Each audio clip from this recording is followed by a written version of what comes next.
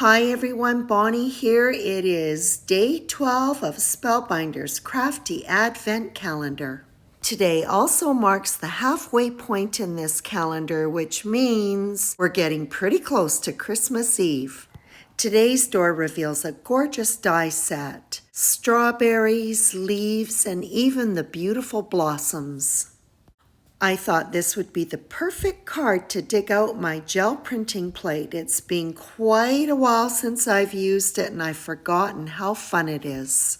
I'm working with positively saturated inks. Using a brayer, a pretty soft green sprout is applied to the gel plate. Next, I'll apply a slightly darker green called Pearlicious. This ink is being applied with a paper pouncer tool to the top and bottom of the plate. The final step is to take a fan brush with clean water and splatter it.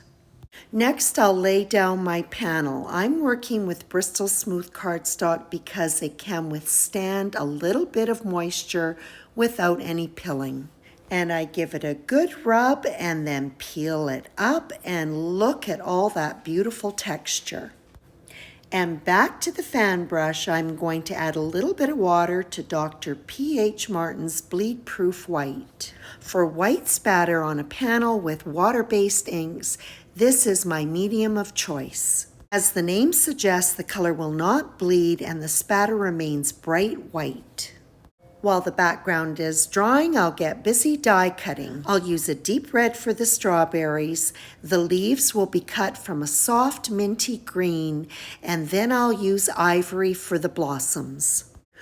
To give the strawberries and leaves a little bit of depth, I'll apply some ink using a blending tool. For the strawberries, I'm using pigment white ink. For the leaves, I'll be applying positively saturated ink, Pearlicious. And when it comes to the small leaves, tweezers do come in handy. Ink is brushed on to the base of the stems, and then I'll pounce on some color to those little circle die cuts which will go on the center of the blossoms.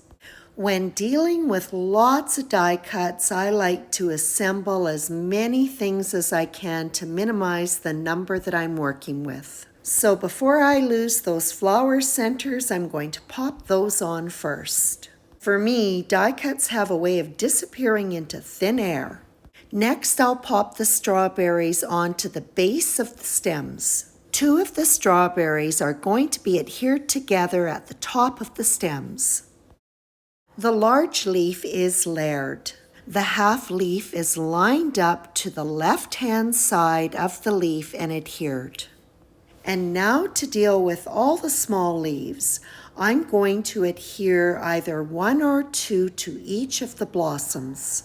Now that I've minimized the number of die cuts that I'm working with, it will be much easier for me to assemble an arrangement. The pair of strawberries and the single are adhered with liquid adhesive to the card front. For the 2 large leaves, I'm going to take them by the stems and hook them together and put a little bit of adhesive in place to hold it. This pair of leaves will be adhered over the 3 strawberry stems with foam squares. And so this was the point I decided I needed a 3rd leaf, so I quickly die cut it, add some ink, and then assembled it and added it in with liquid adhesive behind one of the 2 leaves.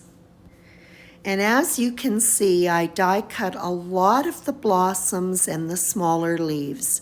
So now it is just a matter of finishing off this arrangement by adding these pieces in.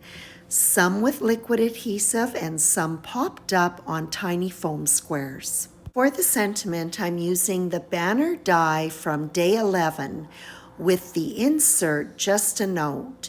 This has been die cut from ivory cardstock. The card front was trimmed down to 4 inches by 5 1/4 inches and adhered to an A2 size card base. And this card is finished up with some embellishments. I'm using some mint half pearls.